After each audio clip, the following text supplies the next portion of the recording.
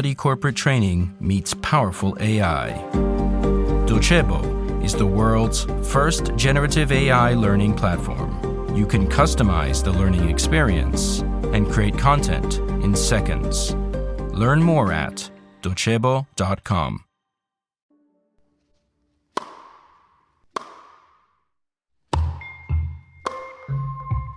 "57 grams travel through space at 90 kilometers an hour. The yellow sphere hits the crossing of the lines before bouncing away."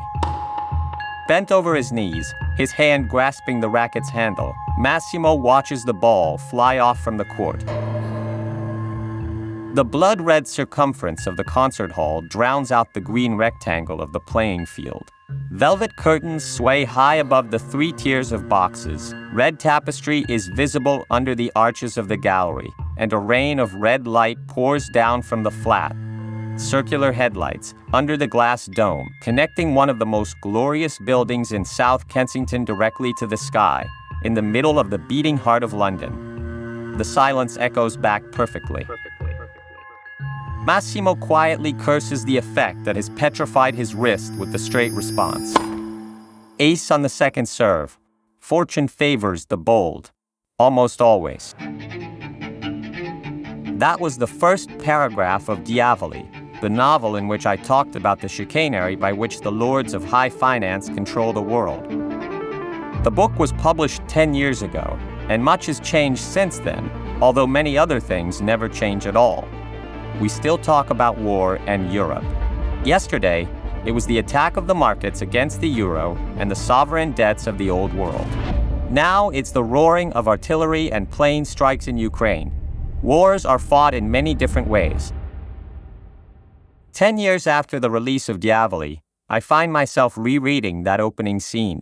I think about this strange tennis match at the Royal Albert Hall, the prestigious concert venue, one of the symbols of the City of London. Every year in the Albert Hall, a tennis tournament is organized for the icons of this sport. On such an occasion, an actual tennis court is set up inside one of the most unexpected of places. Such a bizarre situation inspired me for the beginning of my novel. In Diavoli, the two contenders are both members of a large merchant bank. Massimo de Ruggero is an Italian born in Rome, in the neighborhood of Testaccio. He came to the city at a young age, determined to make a name for himself. And he succeeded, but as soon as he got what he wanted, something broke deep inside. He started to feel a profound sense of unease. Derek Morgan, on the other side, is one of those great lords that I mentioned before. A ruthless banker and shrewd strategist. He's the man behind the curtain, cheating and manipulating, distracting and hiding. He weaves an intricate plan for total control, and it isn't about money for him. Not at all. For a man like this, it's all about the supremacy of an order, the supremacy of the West. Derek is the quintessence of that inner circle that we called the devils.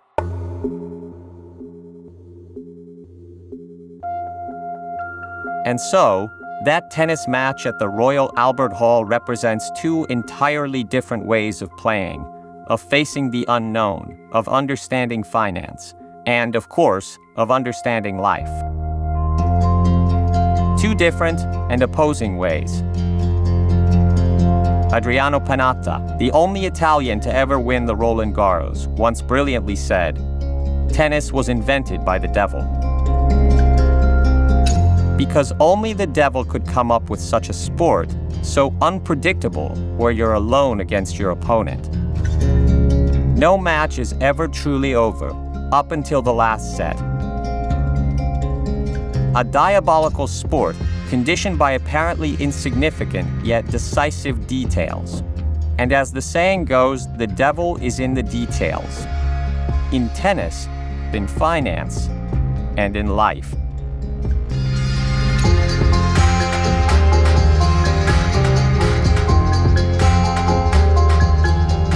I am Guido Brera, and you're listening to Black Box, The Hidden Side of Finance, a podcast by Cora Media, sponsored by Docebo.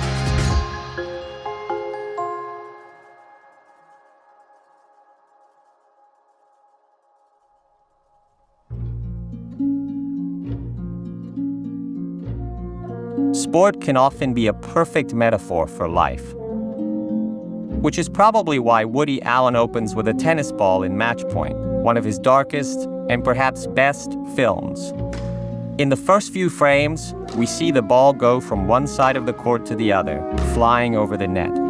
Meanwhile, a voiceover ponders the difference between luck and talent, on how one or the other matters more in life, and why anyone would choose to have more talent than luck. It's a way like any other to avoid admitting that what is unmeasurable can play an essential role in human affairs. Just like a tennis match. The voiceover continues. There are moments in a match when the ball hits the top of the net, and for a split second, it can either go forward or fall back. With a little luck, it goes forward and you win. Or maybe it doesn't, and you lose. Finance is constantly facing this sort of variable. It's always trying to control the unknowable, to predict the future.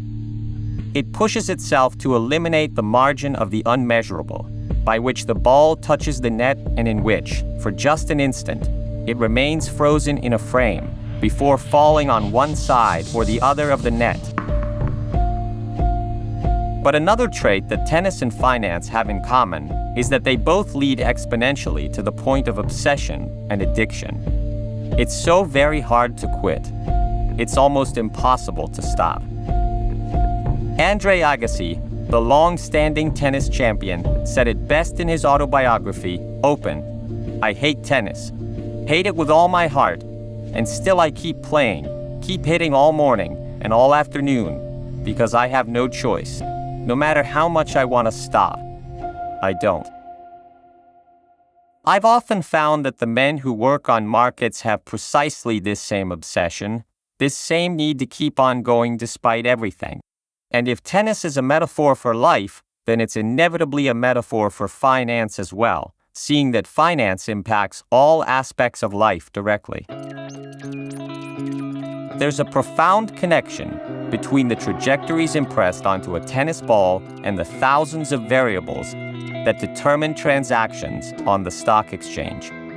Just as you need to carry yourself in a certain way when facing an opponent on the court, you have to do the same when maneuvering across the fluctuations of the markets. Short ball or down the line, sell or buy, increase a position, or get out of the trade. Much has been said and written about tennis and finance.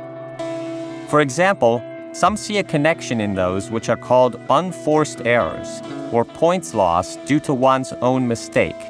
Still others see in the combination of power, effect, and control, which is typical of tennis, the sort of mindset necessary when facing multiple factors and numerous variables.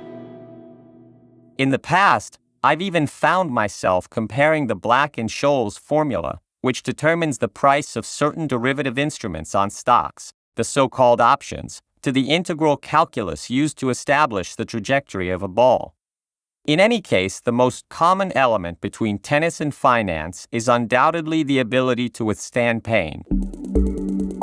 Just a few days ago, the renowned American University of New Hampshire, Dartmouth College, conferred the Doctor of Humane Letters honorary degree to Roger Federer, one of the greatest tennis players in history. David Foster Wallace himself even said about Federer that he had the quality of being both Mozart and Metallica at the same time. As per tradition, the new graduate held a commencement speech in front of a group of students.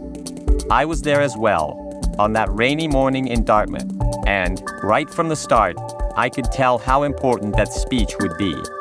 Very important.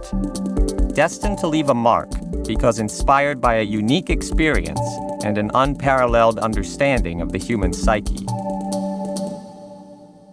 Federer expressed certain concepts that ring true in tennis, as on the trading floor of a great merchant bank. In his speech, he said that effortless is a myth. Nothing comes without effort and pain. He specified that talent is more than just a gift, but also grit, determination, and courage. Then he reminded us that life is much more than just the tennis court. Of course, tennis has allowed him to see the world, but tennis is not the world. And this last lesson is perhaps the hardest to apply to finance, because those that move enormous flows of capital come to develop a certain God complex. The devils, appropriately, rise to challenge the heavens themselves. Federer is unmistakably right when he says that in tennis, as in life, and I dare say, as in finance, you must play free. But the most important argument made by the champion regards statistical data, which is essential when calculating victories and defeats. Federer reminds us, a point is just a point. Mistakes can be made, and even a defeat, no matter how painful, can still be overcome.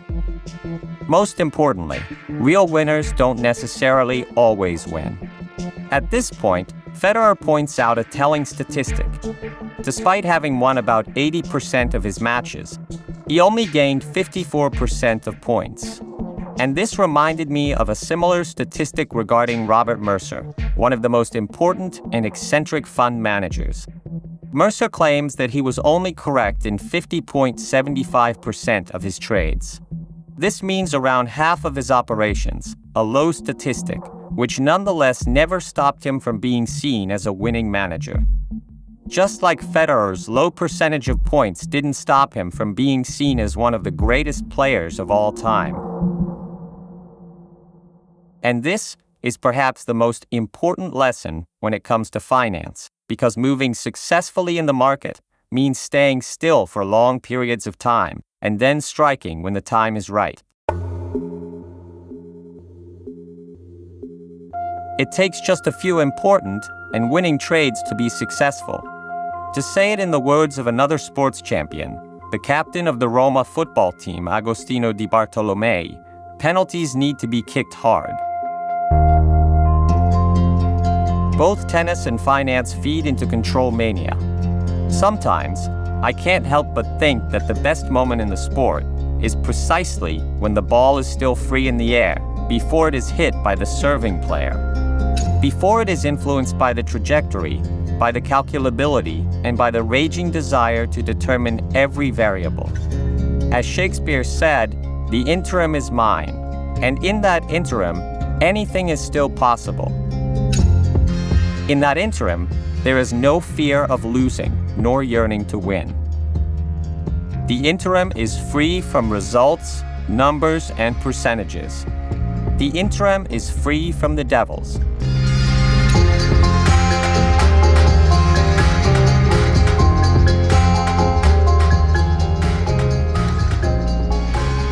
Black Box is a Cora News podcast produced by Cora Media. Written by Guido Brera with I Diavoli. Editorial supervision by Francesca Milano.